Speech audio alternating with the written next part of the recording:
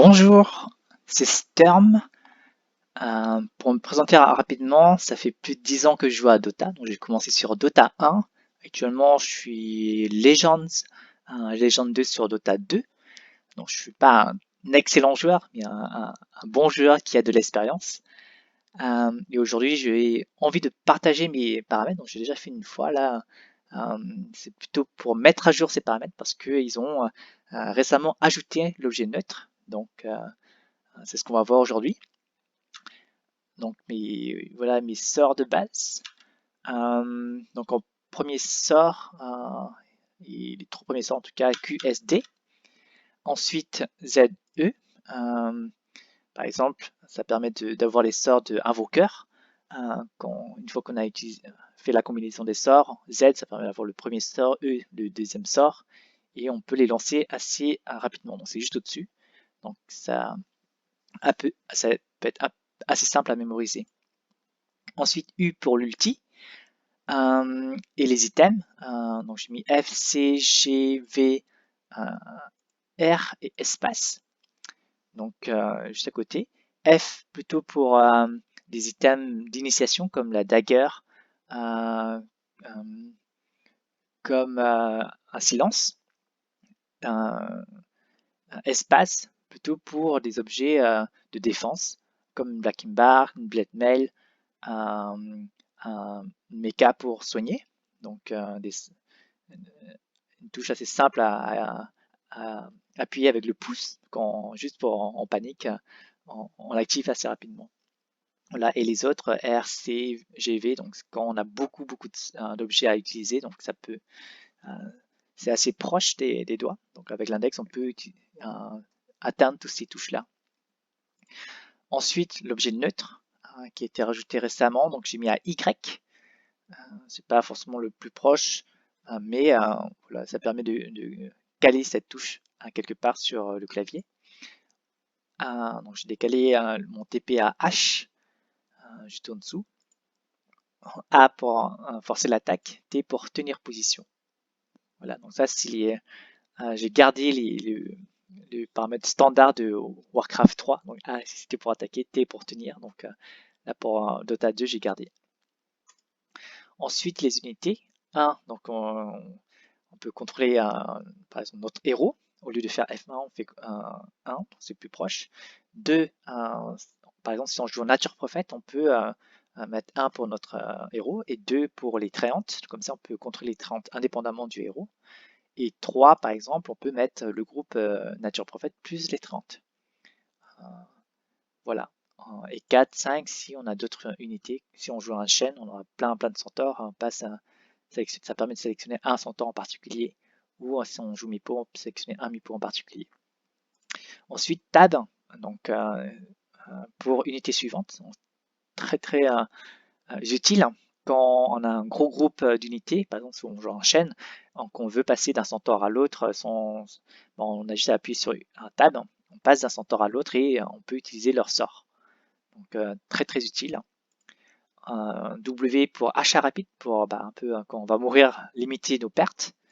Ensuite, U pour la roue du dialogue 1. Donc, ça permet d'informer qu'on veut pusher, qu'on a besoin d'aide, d'informer les alliés de se replier. I pour la roue du dialogue 2.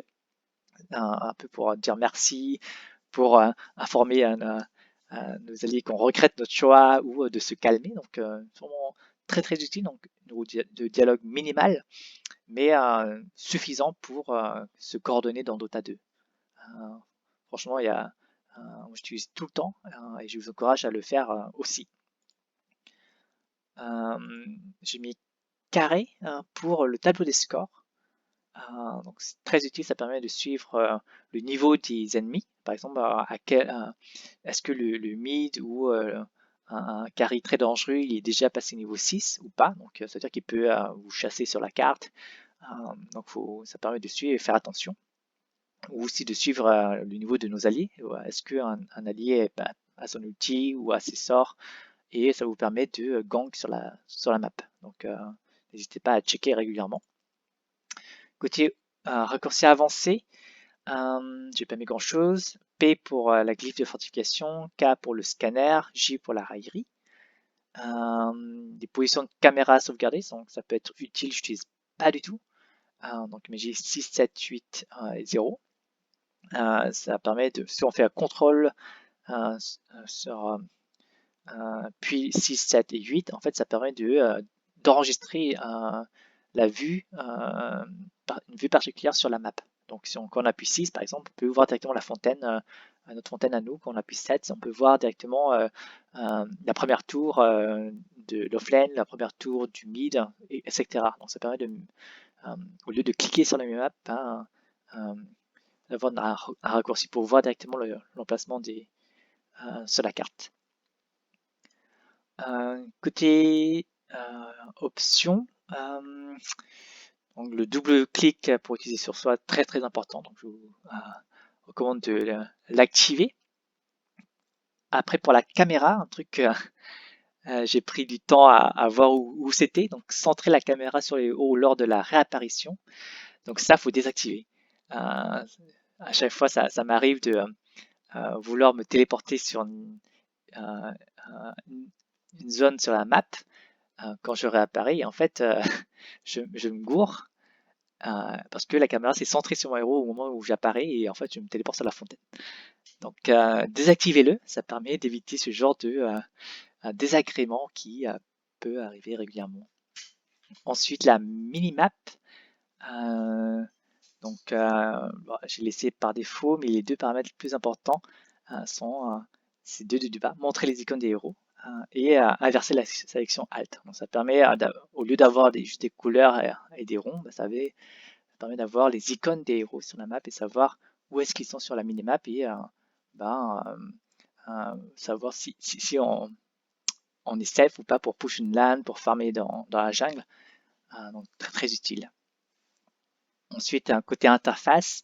Moi, j'ai tout sélectionné. Donc, maintenir Alt pour les zones d'apparition neutres, Alt pour la portée d'attaque des tours. Donc, si on veut savoir si on arrive à stack des neutraux ou pas, en fait, on appuie Alt et on voit qu'ils sont en dehors de la zone.